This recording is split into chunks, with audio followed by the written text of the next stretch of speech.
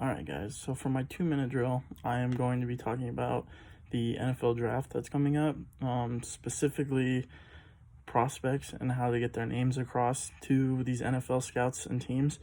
So the NFL draft is on April 23rd, so Thursday. And pretty much instead of all teams and the committees and players meeting at a venue, they're going to be doing a video conference call. And pretty much this is just because of COVID-19 and they don't want the spread of it to happen. But for a lot of potential draft picks, this time has been kind of hard. It's been different because there hasn't been any pro days. There hasn't been any, face-to-face interviews where they can actually like show who they are as a person. And like for pro days, it's hard because if you're not like a top-rated draft pick or a high-name player, then you don't get the opportunity to show the work that you put in and show why you belong in the NFL.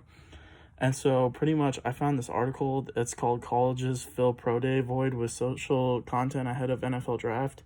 And it pretty much talks about how these colleges like LSU and Ohio State, they talk about usually right now they're getting ready for spring ball and their teams together, but they're using this time to help players that are about to get drafted by putting highlight tapes of them on Twitter and social media.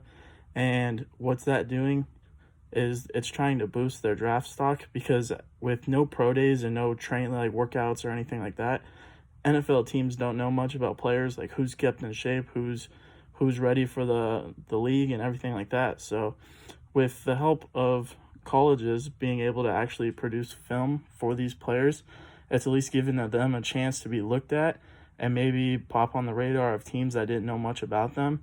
So this year's NFL draft is definitely going to be interesting, and we should see how this happens and what effect it has across all sports going further with this COVID-19